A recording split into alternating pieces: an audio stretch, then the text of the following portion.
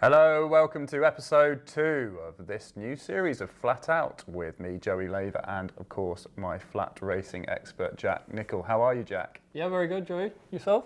Yeah, not too bad, not too bad. We've got started, haven't we? Flat season is underway. The Craven has been run. How do you see things in the immediate aftermath?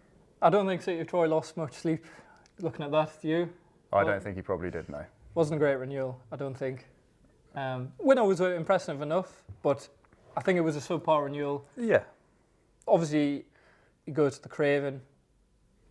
Do you find this frustrating? Do you find this frustrating about horse racing personally? I always do. That when you've got clearly the start of the year, and we judge things obviously backwards. We can't see how these horses are going to get on. You never know. Hartem might turn out to be a much better horse than we thought. I mean, he looked unbelievable in the paddock beforehand. I mean, he'd come on a massive amount. Tank of a horse. I remember Jason Weaver on ITV said, what a bonny little horse he is. And I can't remember who picked up, but someone went, he's definitely not small. Yeah. The Stallion Grassics, he's definitely not small. He's a big lad. So maybe he'll come on a lot this year. I mean, he's a horse I liked quite a lot last year. He won the July Stakes. Well, second in the July Stakes, and then won at Glorious Goodwood, didn't he? So no, I like the horse. I think he could be a bit underrated this year, but I agree with you. What about Ibn Shaddad in behind? Gosden a bit slow at the moment, would you say, to get into gear? Yeah, that's one thing kind of mentioned last episode there, that Gosden's they're always a little slow to come to hand this time of year. Always take their runs with a pinch of salt. Not sure about him in terms of the mile trip. I think he could be maybe a Jersey horse, potentially going back to a sprinting trip. Your tip, Sons and Lovers, ran well, maybe just not quite streetwise enough on the second start, and maybe not quite good enough at the same time, but probably going up in trip for him in time. Definitely, I thought it was a run full of promise. I mean, I thought halfway through, we're in trouble here because he was the first to come under the pump. But I think it was just greenness. And did all his good work late. He was the only horse closing on Hartem at the line. I heard Jane Chapel-Hyam afterwards mention going to France. Okay. So we'll see where he goes there. I mean, I think probably a step up in trip for him will be really good. I mean, when we're looking at these study of man horses, they seem to be real proper gallopers. We're not quite sure whether they're going to have turns of foot. So I think, he's got a stout enough pedigree. 10 furlongs will really be where we'll see the best of him. Other than that, very hard to say too much. Yeah, I just think in the cold light of day, he's not going to be worrying the top 3-year-olds this year for all. Maybe place claims at best in the Guineas, but not for me. Subpar renewal. So, the Nell Gwyn. What do we think of that? I mean, are we similarly underwhelmed? Dance Sequence did show a really smart turn of foot from the 2 to the 1. To my eye, she just looked a bit green. Some have mentioned headgear. I wouldn't have thought headgear is the way to go. I think she just needs a bit more experience. She seemed to get a little bit unbalanced coming out of the dip to me. When horses they go down into the dip, some of them can take that okay, and then coming out of the dip to then onto the level, just find a while to get a little bit of their balance back. Yeah. And then when she got herself organised, she did start to kind of continue to make ground on the leader. But I think she's a horse that's still got some promise for me. I mean, I'm not sure she's going to win the 1,000 guineas, but I think she showed ability. True Cyan, my tip for the race, she was just way too green, and I think she just needs a bit more experience for a race like this or coming through this year. And I think Roger Varian's another one that's been a bit slow to get going. So. We'll see how that progresses, but I think she's a filly still with ability. Yeah, certainly ran with credit. You wouldn't give up on her. She was all over the place. Yeah, exactly. Like, she's going to learn and come on again for that so much. Ultimately, I was quite disappointed with Dance Sequence. You would have expected her, considering her place in the market for the 1,000 guineas, to go and win in a race of this quality. Like Pretty Crystal, I think we can't say that she's not going to be a top notcher. Her damn Pretty Baby, I actually really liked her. She was there during my time at Haggas, like really talented filly. But she's probably going to be like a dam and maybe a Group 2, Group 3 horse at best. Yeah. I think it was probably a bit of a surprise that she went and won here. I would have maybe doubts on her staying the mile. But ultimately as well, I know Angus was quite taken with Dance Sequence. I was quite disappointed. Yeah. I think if you have strong claims for the Guineas, you would have to be going and winning here and winning well. And anything else on the Newmarket cards that week, or the cards that week, that really stood out to you at all? JRB? JRB, Yeah, look. Jordan put him up on ahead of, I can't remember what podcast it was last year. It was our podcast, yeah. Yeah, it was one to really keep an eye out for. for. Yeah, he bounced back to form. As I said last week, I would just always take a bit of pinch of salt with these April races. Yeah. You get horses that are revved up first time, Yeah. trainers like a Gosden, Yeah. like to creep into the season. You're not going to, like, there's no classics obviously in April like you. I don't think yourself and I will have many tips throughout the month of April, do No, you? exactly. We'll be finding our way. Yeah. For me, Chester, Dante meetings when it really gets going. I think the one horse my nap bumped into Kalpana. Mm-hmm. Like what a blot she was. Like that was such a taken performance. Yes. My lad, like I think it's pretty clear already. He probably wants a mile and a half, possibly a mile 6. Like, I mean, it's early days yet, but I mean, he could be one for Lydia for the Melrose. Do you know what I mean? I'd be surprised if he's not top of her shortlist at the moment. But like I really liked his attitude in that he was the first one off the bridle. Could have easily went back, and no, he's plugged on and he's took second again. Held on for it at the line, and I certainly wouldn't be giving up on him. I still think he's quite well handicapped. Just on this occasion, he's bumped into a bit of a blot. Exactly. And the only other one for me that stood out, I thought Lead Artist was very impressive in the Woodbitten. Yes. I mean, it hasn't been throwing up great horses, has it? I mean, it has a great tradition going back, but in recent times it's not been great. Passenger, however, won it last year. I still think we're quite hopeful he might have a really good year.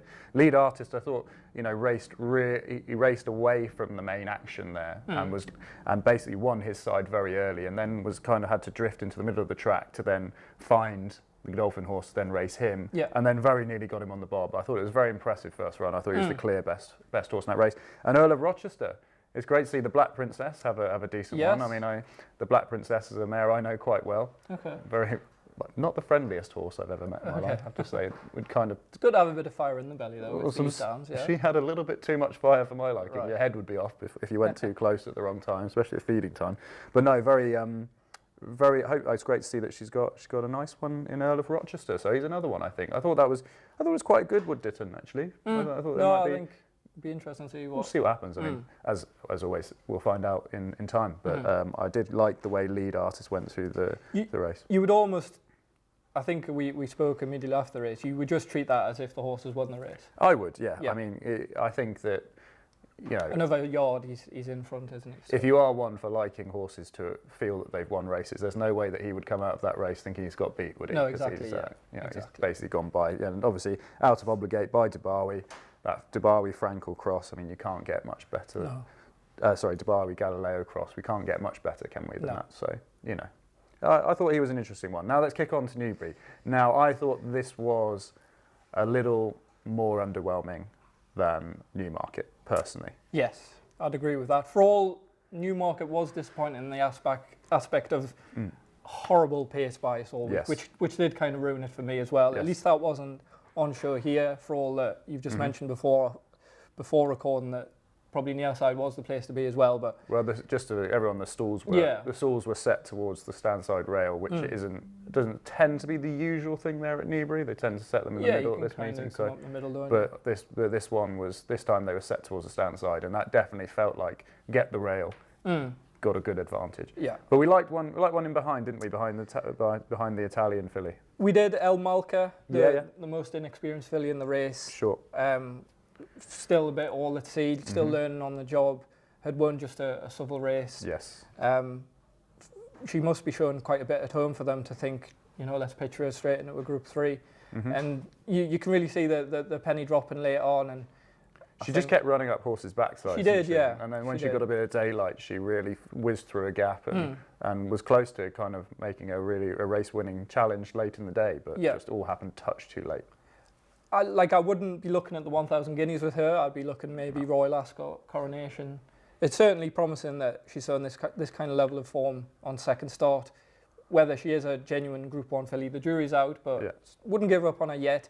Relief Rally, we know probably. I was about to say, your filly from last year. I'll just mention, we'll get onto her a bit later on in terms of the debut angle with Haggas. But it was probably always liked that she wouldn't train, or not the biggest little Kodiak filly, but she was the standout juvenile filly last year as a sprinter.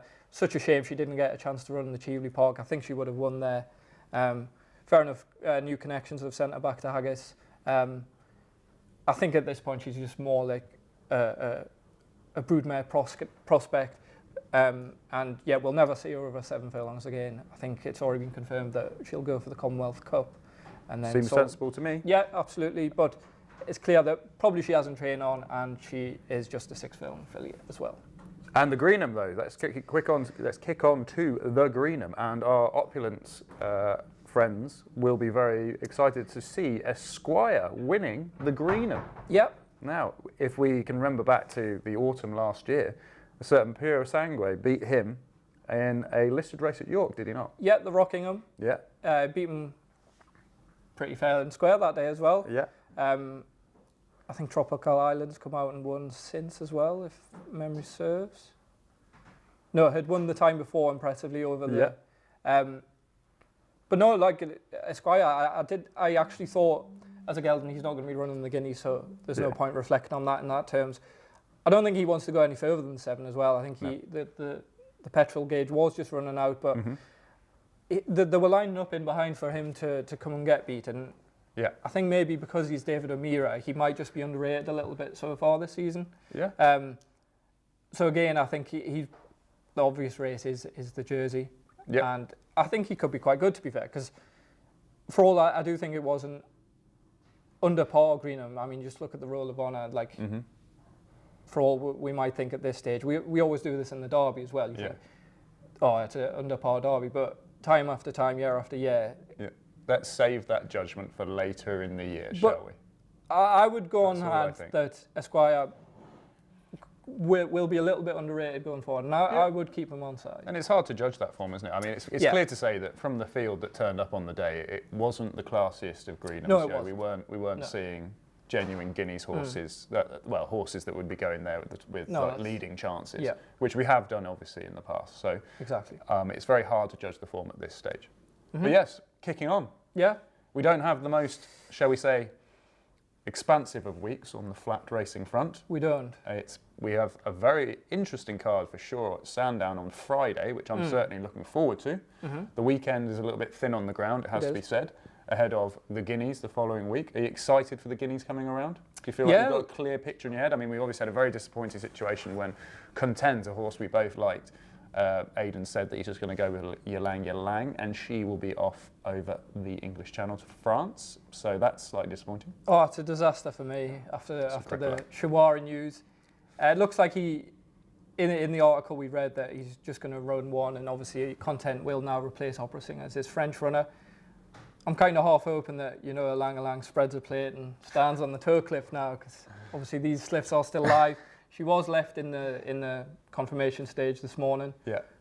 The dream isn't completely dead, but it's not looking good. It's thin on the ground, isn't it? Yes. Yeah. So that's a shame. I really did like how the form angles intertwined with the favourites. Obviously now I think Fallen Angel, who we can get on to in a second with the gallops, like she would kind of be my pick now, but it's a no bet race for me now. Fair enough. Talk me through the gallops then. Let's go quickly on. Yes. So we'll start with Night Raider. He's obviously going to go for the Guineas. Kind of sort of come out of nowhere, didn't he, with such a impressive performance on the all-weather. We're interested to see Cogitates in at the weekend. Yeah, that just to see because he thumped everything else in that race quite decisively, should we say? So it'd be interesting to see if he were to come out and run really well again. It would really add some substance, which I think is needed from him at the moment. Yeah. Like every time you see him, you think he's not doing anything wrong. Yeah. We're watching him here with Flight Plan. He's a Group 2 winner. He's in the white body. Night Raider with the white cap. Flight Plan rated 113. Yeah. Really solid yaw stick to work with him. And yeah, I think they're not asking too many questions, but he's working very comfortably with a Group 2 animal here, and he's clearly very talented. And I think maybe in the market for the 2,000 guineas, he probably at the moment, the way it's kind of cutting up in the way that a few of them are dropping out, that he could offer a little bit of value. I think he's around 16 to 1. Well, I have another one for you later on, obviously, that I quite fancy. Okay, I'm looking forward to that. We'll now look at Iberian. He's got the white breeches, Vena in the pink cap, the lead horse. He's rated 83. he is just a 1.5 mile horse. He was beaten today. I think he was 5th or 6th at Epsom. He's simply just the lead horse for this gallop. And Maglac, he's just an older lead horse. He's been kept and trained. He's around 86. Yeah. But again, useful enough horse. I wasn't too taken with this bit of work. I know these are all kind of, as you say, they're designed just to benefit the horse that we're looking at. I wasn't too taken with him. Of all of the 4 we're going to look at here, I think he was the least impressive. When you're watching a piece of work, what are you looking for that suggests to you that a horse is, because obviously they're never going to get pushed to really see what's, to show their full ability. So what are you looking for? Are you looking for body language? Are you looking for body language. So you've also got to take into account the people riding. So for example, I think it was Sam James and Danny Tudhope.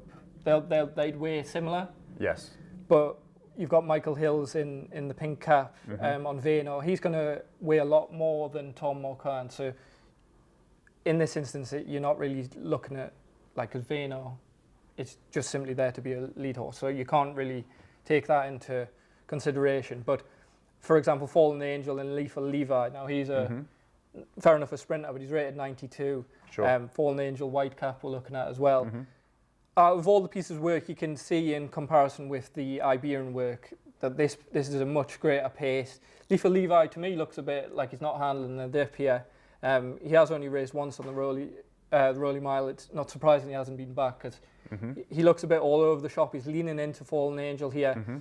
As you can see though, they're going a bit of a faster pace.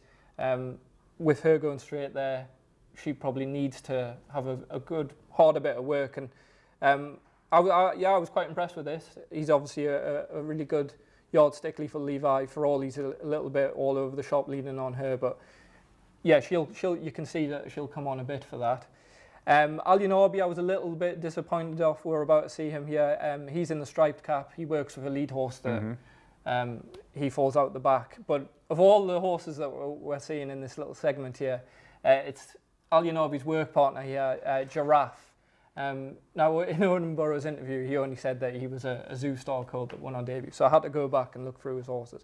He actually runs on Friday, and if you look at this bit of work here, he gets shaken up a little bit. He goes on, and then the plan probably would be that Alionabi's going to come up sides and just open up the lungs, and he'll go by, win by a length or half a length. And Giraffe matches him stride for stride all the way to the line here, and he probably shades him by a nose at the line here. And for a horse to have done that, he's only once raced. Alionabi, as we know, is a classy individual, going to have a good chance on all known form in the Guineas. So for Giraffe to be working with him, no questions asked really.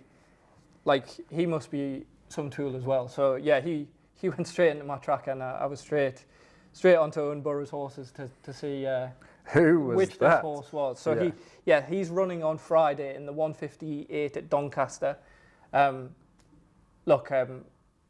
He's probably going to be odds on. It's hard to know at this stage. We're recording Tuesday evening. We're going to get decks tomorrow. Prices may come up tomorrow or this evening, talking Wednesday now. But I'd expect him probably to be well supported in the market, particularly if word gets out that he's been working as well as what we've seen here with Alionabi, who is by all means a Group 1 horse. Well, he certainly looks like one to keep a sharp eye on. Alionabi for me, just for the Guineas, I never really liked that run style personally. Yes, on exactly. The Rowley Mile, especially at the highest level. It's never an advantage, is it? And just come back to Giraffe, his actual performance at Kempton was impressive in his own right. I remember Jim Crowley purring after in his post-race interview saying, I really like this horse. I think he was stall 11 of 12. He could just be a sprinter. Could go up to 7. On pedigree, you might have doubts over a mile, but no, I think he's very useful, and I'll be interested to see what prices are, if there's any sort of... Superb. Yeah, I think he could be odds on, but yeah, keep an eye on the market for him on Friday.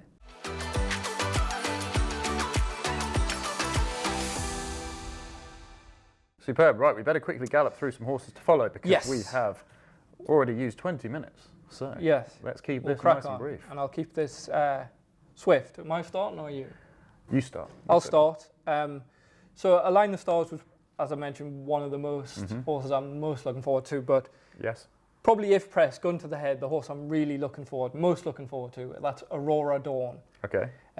Now, we had a few comments about maybe we were too obvious, apparently, last week. I mean, I think some people are. Some people are harsh, but But that's everyone's entitled to their opinion, are they not? So maybe lots of people are looking forward to Al Riffa and hadn't forgotten about him at all. Exactly. That must have been the one. Sure. Exactly, it must have been the other ones weren't that obvious. Yeah, once raced, maiden winner, fourth on debut, once raced. Like, what more do you want from us? So I'm coming with a 4-year-old filly rated 82, trained by Ed Walker, Aurora Dawn. Now, I do a little bit of work on the sectionals, as you know. Not once, but twice did this filly catch my attention when cross-checking them last year. It's when she won at Newmarket, which we'll look at here. She's from the back of the pack, and she just cut through, as we'll see here on the far rail, like a knife through butter, and dipping under 11 seconds to go and absolutely bolt up at the line. She ran just a week later. I think she was £5 well in under the penalty, but she went up to a mile. Now, I think this filly is just an out-and-out 7-furlong horse. She just conceded first run to the winner. Fair enough. Again, just backing up after a week. Can completely forgive her that. I mean, still a credible run. Yeah. She then went to Newbury, back to a straight 7 furlongs, and I was even more impressed with this run. Again, she dipped under 11 furlongs. I think it was her 3rd furlong from home. Under 11 seconds, yeah? Yeah. Just dipped under again. She's obviously very quick, but I think 7 furlongs, quicker ground is at her optimum. And the thing that was most taken about it is they went such a dawdle. She held up at the back of the pack in this race. Again, travelled so well and just went away and won as you like at the line. The 3rd and 4th have both won twice since. Unfortunately, she had a setback since that. She only reappeared the other day at Kempton, rusty, in need of the run. There is now a race next week. I text George Baker to say, just so he didn't miss it, but there's a race at Yarmouth next week on Tuesday, so it's a week today for us. But the entries will be made tomorrow, so keep an eye on that once this has been publicised. But Aurora Dawn, I think, you know, like if she goes and wins at Yarmouth, which I think she should, it's a fillies race as well, it's the perfect spot for her. Like something like the straight track at Ascot in time would really suit her as well. I've probably dawdled on too long, but she's the one I really wanted to get stuck into. Is the one horse I'm probably most looking forward to this year. Fantastic, great shout. My first one will be in Sherrin. Okay. Horse I really, really like, and this is linking into Kalpana. Yeah. Horse obviously beat Align the Stars very, very impressively by getting on behalf of Furlong. So very impressive. And this horse in a Sherrin beat Kalpana at Newcastle in March, I believe it was. I've no doubt that Kalpana's come on for the run for sure, but he just sauntered away from her. He did. And this is a very, very big frame of a horse, very big frame. He's going to improve as he goes through the year for sure. He was, and you know, to add on top of this, the Blue Ribbon Trial today, Bellum Houston won for Andrew Balding, and he was behind him on the Rolling Mile, not expected to run well at all, when I returned 50 to 1, and put out a really bold bid from the inside, and was just done by Bellum Houston late. And I think that was a really promising run for a horse that was clearly not expected to make too much of too many inroads anyway on first start. Anyway, I find out today he is going to go for the 2,000 guineas, and I think he's actually quite an interesting outsider at 33 to 1. I think with his run style, he's going to be ridden prominently. It's going to suit. If he gets a decent draw, I can see him giving it a really good go from the front. I don't think ground will matter to him. He's got a bit of stamina on the downside by Shamadal. I think he's a horse that can run really well in 2,000 guineas at a big price. Obviously, he's light on experience. He's probably not as good as the front of the market in terms of City of Troy, but I think in the guineas you can often get rogue results at this time of the year. So he would be the one for me at 33 to 1. Yeah, I like that. So skipping on. Yeah, Brave Call for Heather Main. He's only just been given a mark this morning, funnily enough. He ran on the weekend at Newbury. It was his 3rd start. He's been given a mark of 85, which I don't think he's probably got buckets in hand off that, but we're going to watch him here at Newmarket. This was his 2nd start. First time up at Leicester, he was slowly away, too keen. Just first day at school, whatever. But we're seeing him here at Newmarket. Again, he was slowly away, but he's travelled much better this time, dropped the bit, travelled nicely in the race. He didn't quite get a clear run, and staying all the way to the line. Since then, the 4th, 5th and 7th have all won, so it's a strong race. We're going to maybe touch on the winner, Hand of God. He runs in the Esher Handicap on Friday. Yep. He obviously advertises the form again. Be interesting to see how he gets on. But it was hard to not look at that Newmarket race. I think the 4th as well, Sisyphean, which I mentioned, he's useful enough. Like, all the way through that race, I think that's a race that'll prove to be quite good going forward. Yeah, produce winners this year. And just at Newmarket, he was completely weak in the betting just on the weekend there. I think went off 28 to 1. He's come round on the outside and he stayed on all the way to the line, just been done for second. Proved that he does stay 10 furlongs. I was a little bit sceptical. He's a half-brother to Island Brave who was at his best over a mile. So the fact he's already staying 10 furlongs at this stage, the logical target now, I know he hasn't won a race, it's possible they could go for a novice or a maiden in between, but on the 18th of May, the London Gold Cup obviously already has that course and distance form. What a race. Yeah, that's kind of what I'm looking at for him now, but I think he could be a really smart horse and underestimated trainer as well, Heather Main, which should mean will get a bit of a price every time he runs as well. I think he's still got a bit of hand off 85, yeah. Fantastic. My next one would be Can Do No More. Yes, I like this one as well. It's in my tracker over the winter, so I'm going to agree with pretty much everything you say here. So. Very nice Almanzor colt. Not a lot in his pedigree to go from, but it's out of a Fastnet Rock mare. He ran really well in a race, EBF race, EBF final race at York last year.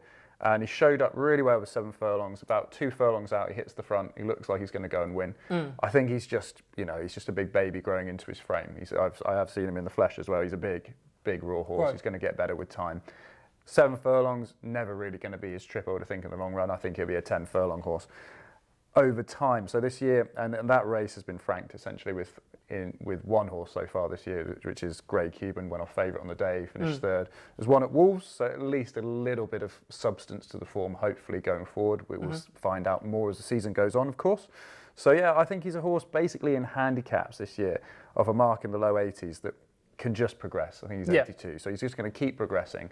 I can see he's in a couple of races this year. He's in this weekend. He's in a handicap over a mile. I expect him to go for the handicap, and I think he'll start to build from there. So it may not be this weekend. I maybe expect when I see him go up to 10 furlongs, but through the year, I think he will certainly improve. I'd be really surprised if he doesn't win. Pop up a nice price. So yeah, no, he's one I'll keep an eye on. I like him as well. Good Tim Easterby. I agree with all of that. Fantastic. Next one for you. Yes, next one for me is Blinded by the Lights for Sir Mark Prescott.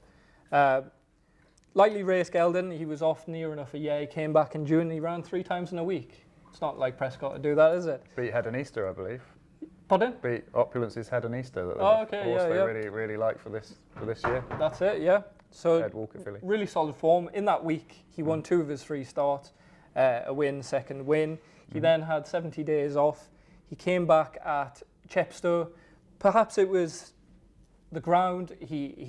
Or to be honest, I think he probably just idled that. If you get a chance to watch the race at Chepstow, he goes off to go and win his race, and he's just kind of tied up in front. Yeah. Maybe he's a horse that maybe just needs to be covered up as long as possible. And then he's rounded off his campaign with second behind Nakib, a horse I obviously love. Really progressive horse. So Here we go. I think could develop into a cup horse this year. But the fact that he was running, Blinded by the Lights was running Nakib close at Haydock. Nakib's the full Baid brother, isn't he?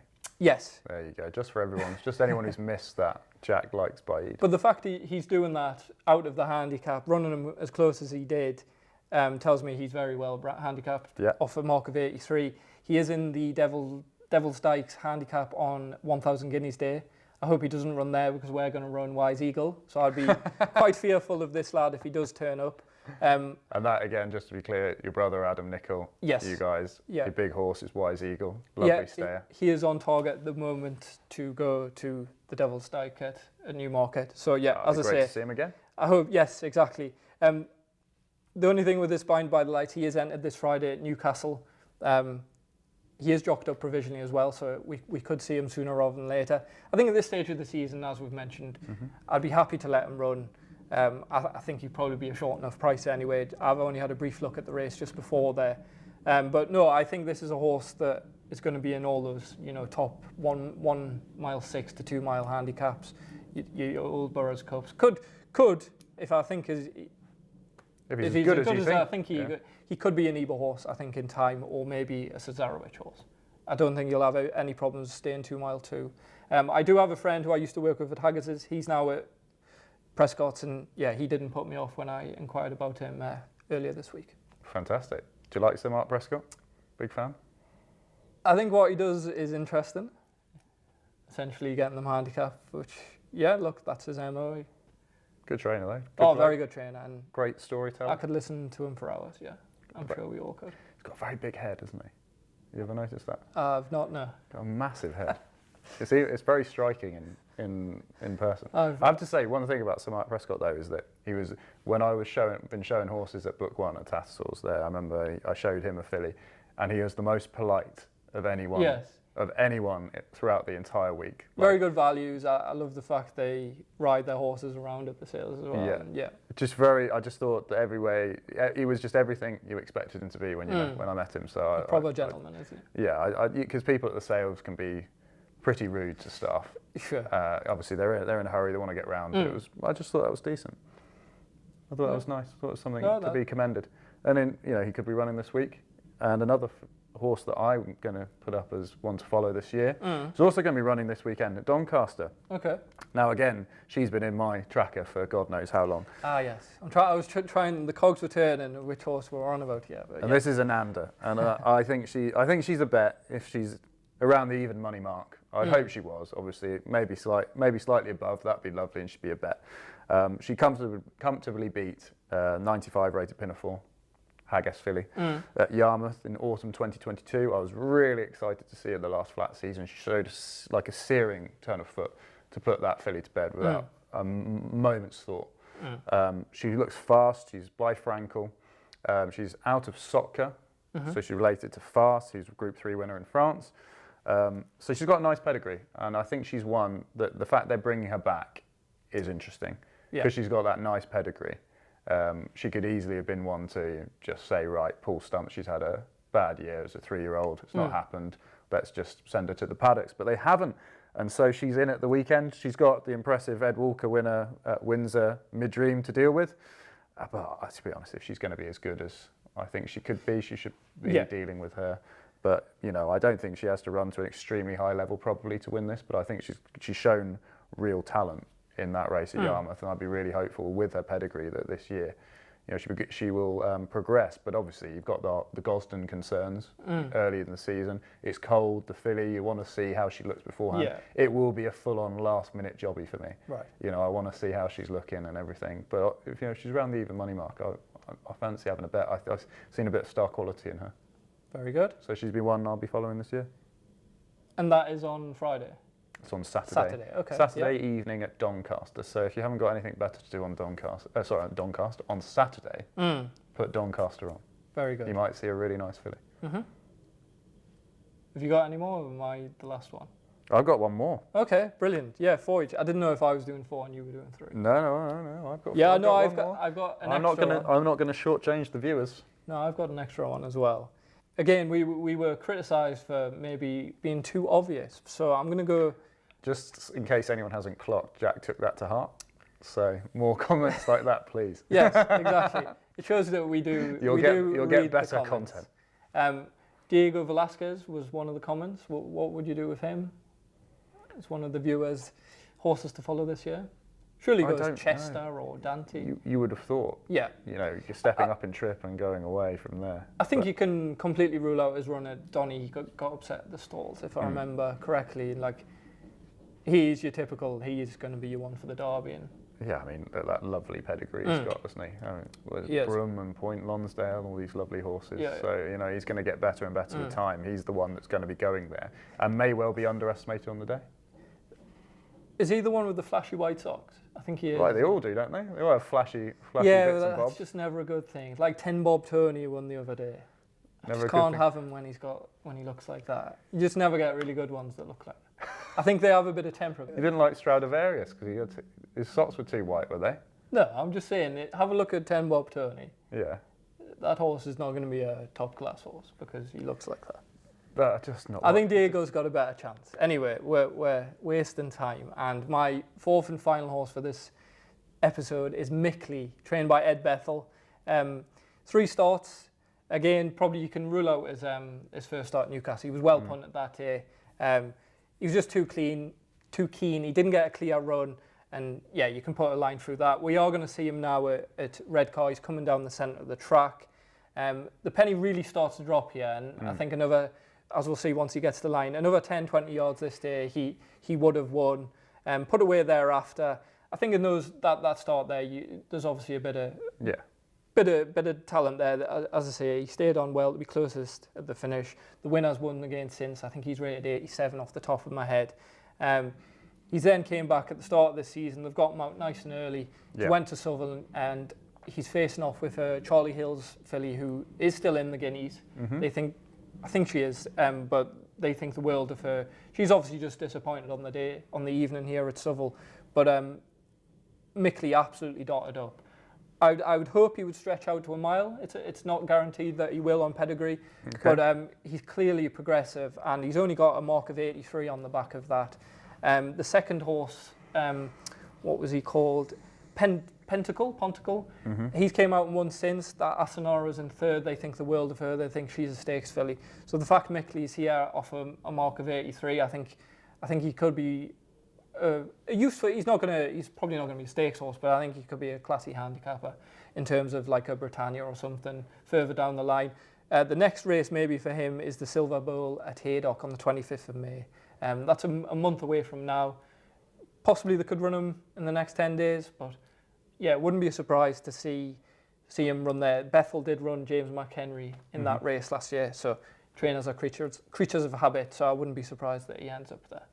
Fantastic. You really have been rutting around in the undergrowth for horses to follow this week. Coming out with the dark ones. Yeah, a pig looking for truffles here, and hopefully you found a few truffles. Yeah, I hope so. Yeah. I'll just be very quick at the end. Love Dynasty, a horse that you like a very large amount, as you'd expect. If you win for Haggas first time out, we were having this debate earlier, is this a good thing or a bad thing? She has run once and won. Well, you have to be very good to win first time with Haggas, because you're just having your first day at school. Very rarely do they see the stick, unless they're a 3-year-old. So all the 2-year-olds don't really see the stick. They jump out the stalls at their own pace. So they have to have that natural raw ability to win on debut. She's obviously done that. I'm going to undermine that statement by saying that Baid was the first Group 1 winner that Haggas had that had won on debut since Rosdu Queen. Obviously there'd been a host of horses in between there that had been beaten on debut. So that obviously doesn't quite back up what I'm saying, but again, because there's been a lot of debut winners that maybe they don't go on. But now my counter to this not counter to your point, I totally agree with you, but in terms of sticking up for this filly, I think the ground was a big thing on the day. I think she handled the ground is the thing. So she did, yes. We have had Synology come out and win for Newbury, win at Newbury for David Simcock. Very impressive, looked like a nice filly. And Malavelli ran really well, second for J in Chapelheim as well last week at the Craven meeting. So I think, and they were both in the backwash there on this day. Yeah. For me, this filly didn't really like the ground, but she was the best, like she was like a talented horse on the day that basically just got the job done. Yeah. And maybe those horses, maybe some other horses in the race would have won if it wasn't for the fact that the ground was desperate. So I was impressed with the way she went through the race, but I just think she'll be even better on better ground. She didn't seem to be particularly enjoying it, but lovely Dibawi Galileo cross again. So a decent mare. My point there, I'm not trying to be negative about it. Not at all. I'm just trying to actually add some positives to. And if you look at the Roll of Honour, Haggas it's the end of the season. He's trying desperately to get these horses out on the turf. Otherwise, you might as well just throw them away for the winter, because there's no point flogging them around the all-weather. I know Gosden has that as a tried and tested route. That obviously works for him. But I know Haggas definitely would have wanted to get her out. You look at some of the winners that he's had in that. Orchid Bloom, Gordon Lyra. I think there was another one. Yeah, it was good 3 or 4, wasn't there? Yeah, that have gone off, and they've been stakes horses. Yeah. This race obviously stands up time and time again.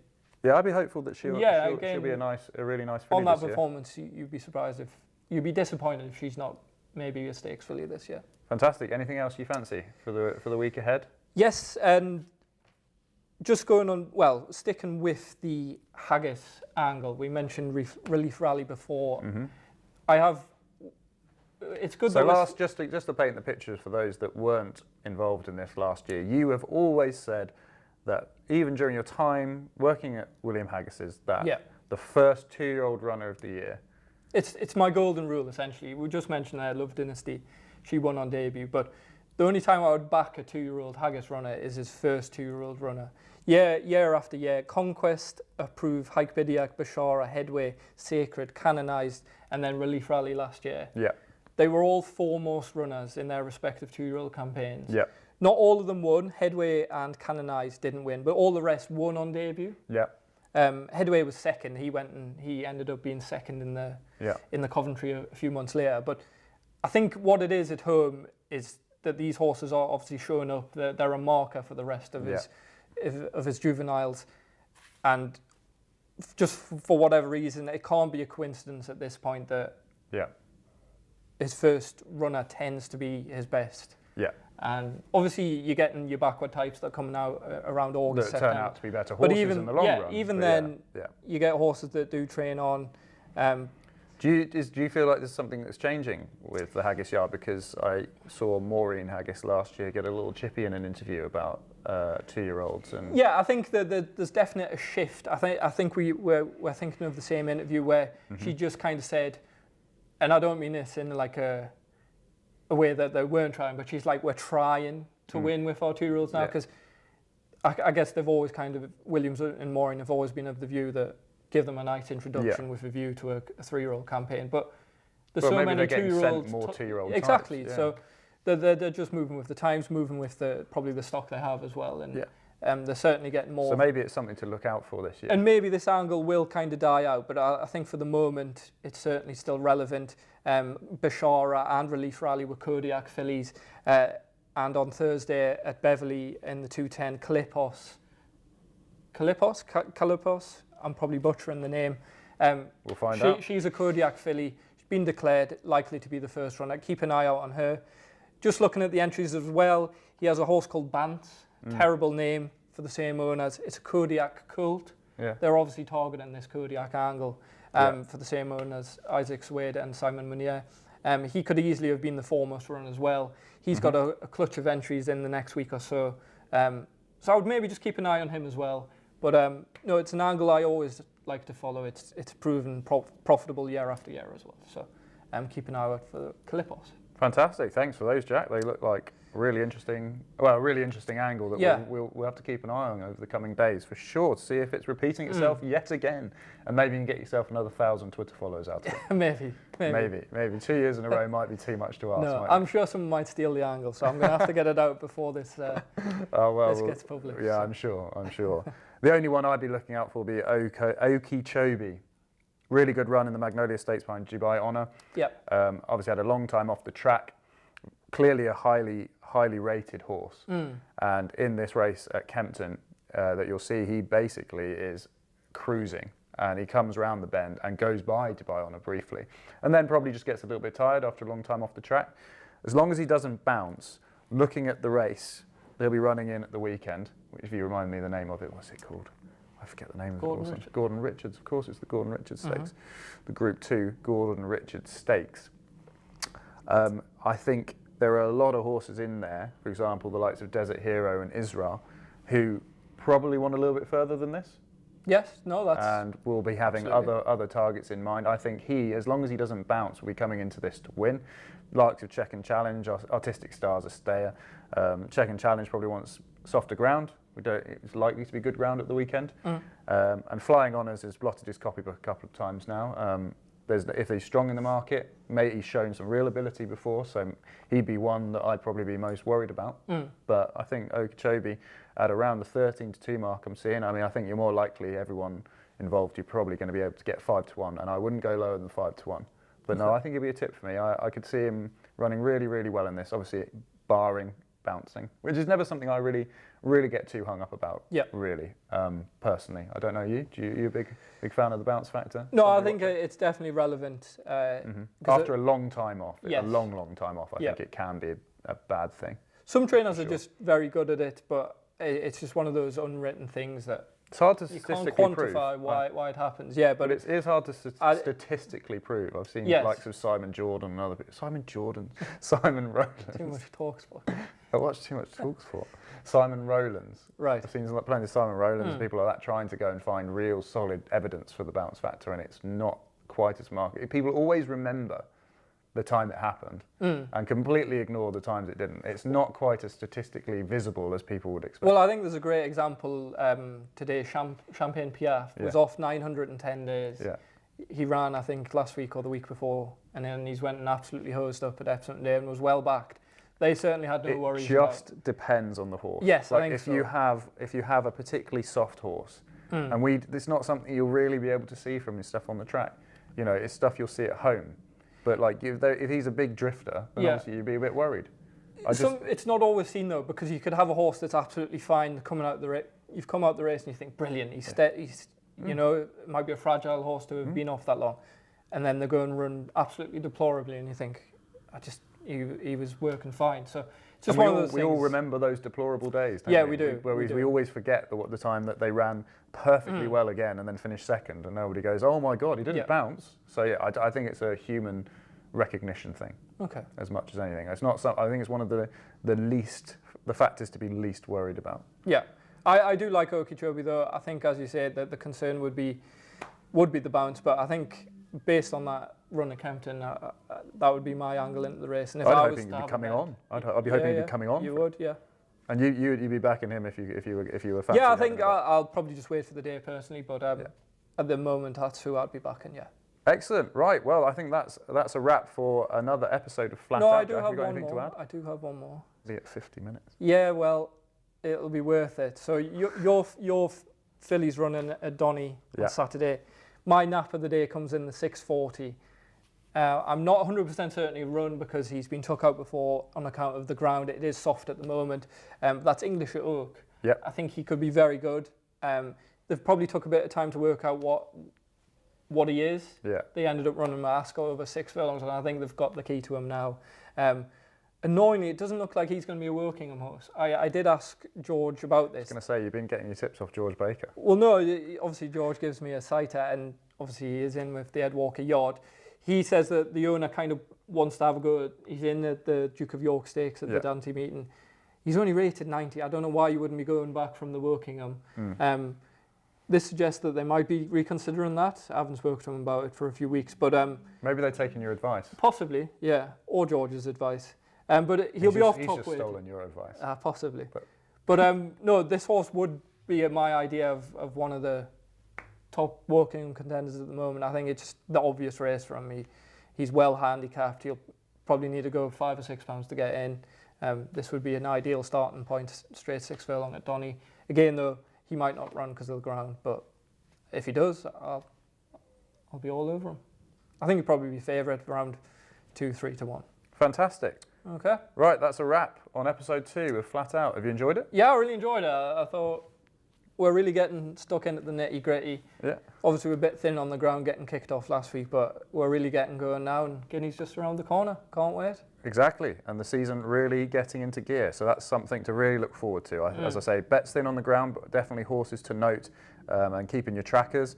Just all that's left for me to do is to remind you, please do bet responsibly, keep it sensible, keep it fun and enjoyable, and thank you for watching. Please do like, comment, subscribe to Racing TV, and yeah, any sort of interaction you can give us is fantastic. Yep. We love to see the comments. It will help shape the content going forward, and we will get back to you. So thank you for that, and we'll see you next week.